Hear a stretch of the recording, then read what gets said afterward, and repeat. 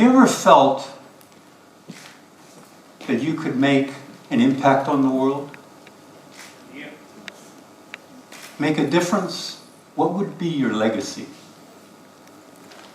I found a relatively straightforward process that I'd like to share with you that can help everyone in this room make an impact on the world. Research has shown that if we help others and make their lives better, we feel fulfilled.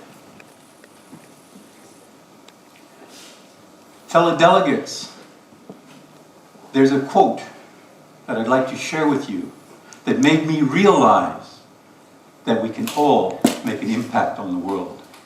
It is by a man by the name of Forrest Whitcraft. And he was in the Boy Scout movement in the 1950s.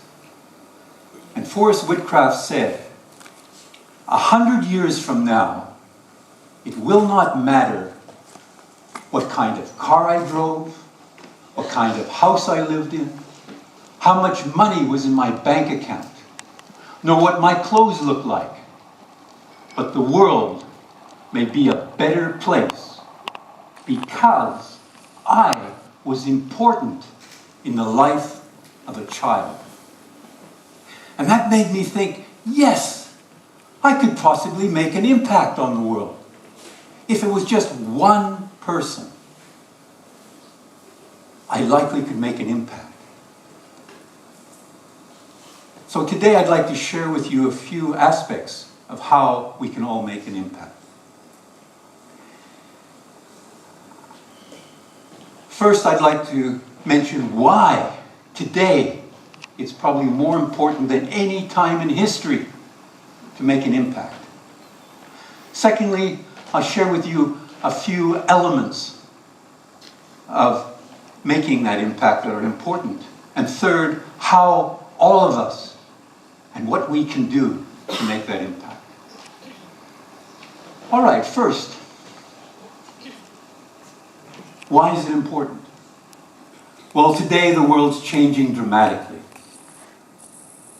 We all hear about things like climate change and the rapid change in technologies that are going to impact and are impacting the world. Our environment, our politics, our business, our health, our finances, even our biology is being impacted. And in some cases that's scary.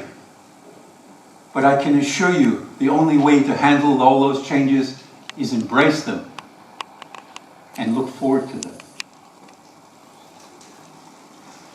And if we make that positive change, we can make a difference. Now, it's not easy, but it's possible. The second area that I mentioned is a few elements that we should consider when we're looking at making an impact. And they are leadership, diversity, and cooperation. So leadership. Today's leadership isn't maybe as great as it should be.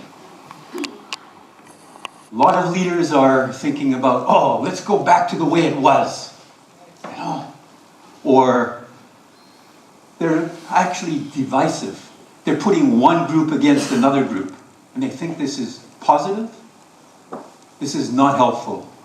What we're looking for is a change in leadership style, where we are more inclusive, where we are constructive and we aren't destructive.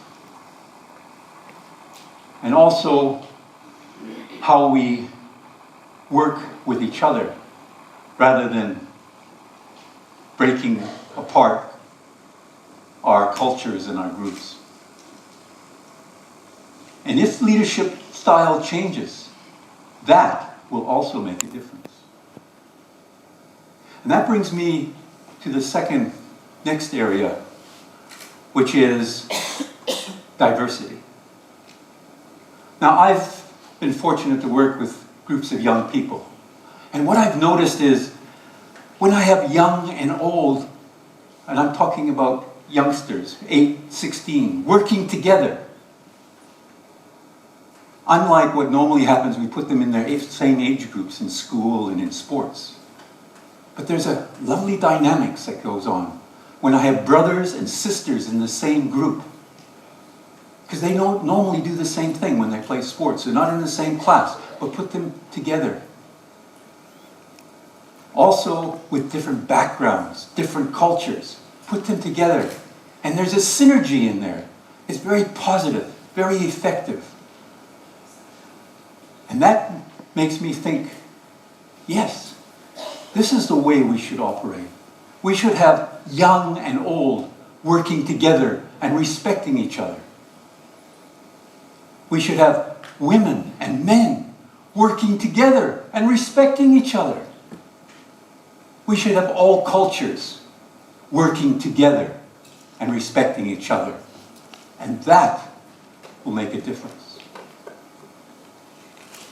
And that brings me to cooperation, not competition.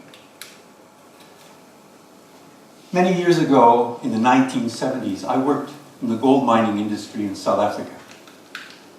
And whilst I was there, I joined what was called the Mine Managers Association of South Africa. And this was a unique organization, I found, because we were all from competitive companies. However, we shared our thoughts and methodologies and training techniques, even though we were competitors.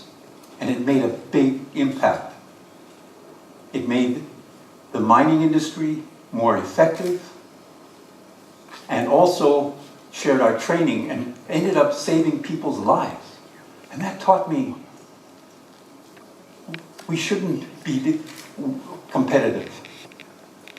The takeaway to me really was, it doesn't matter if you can't agree upon everything.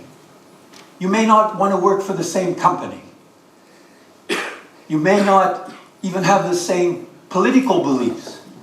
You may not have the same religion, but you can find something that you have a common interest in.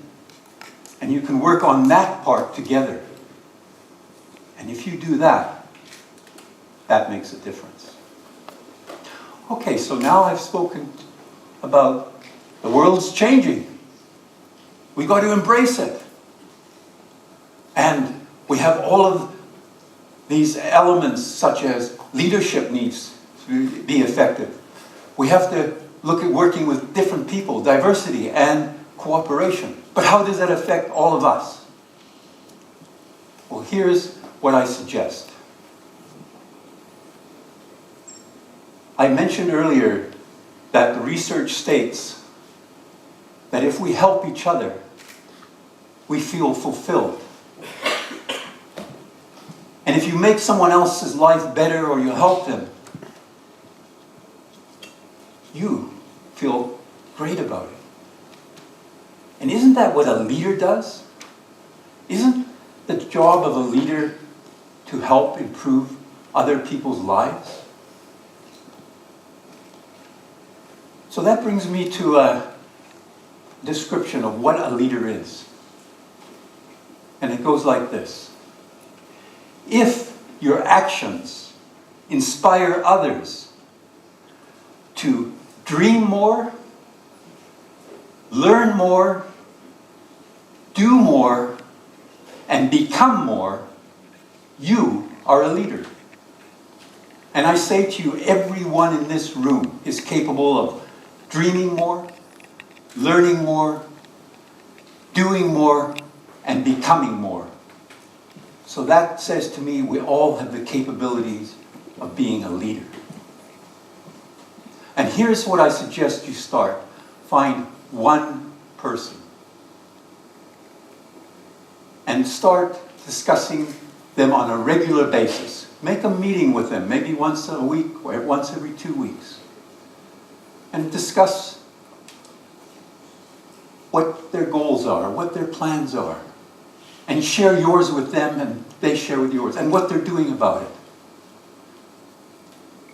And I can assure you, this starts to become something you enjoy. I started about 8 years ago with one person, and now I fortunately work with a few others. For example, I work with a young mother who's learning how to be a parent, which is a challenge. Those of you who have had children.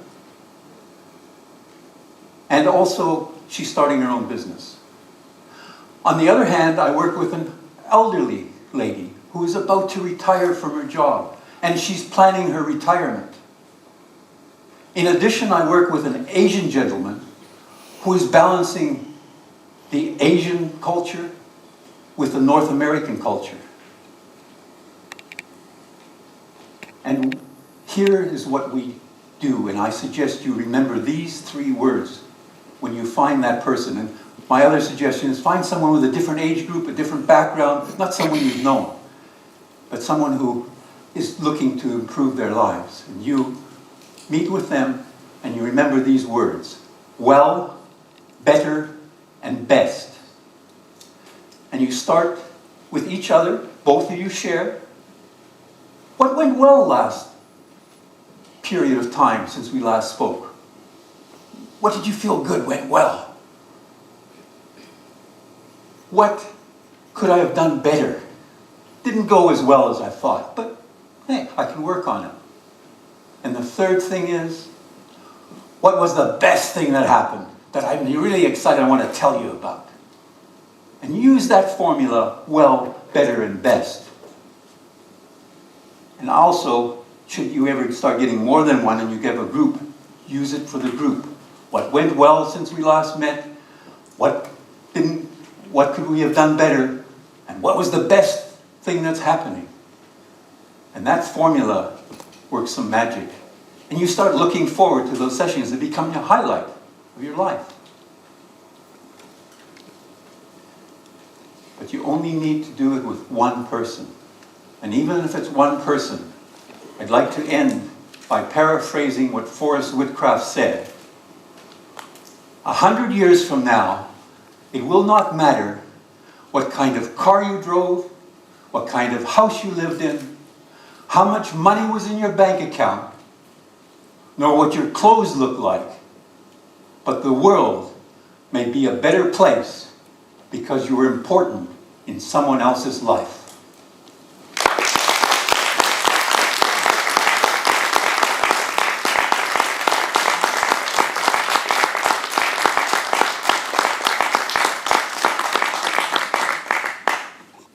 Thank you, Fred, for your perfect words. Fred inspired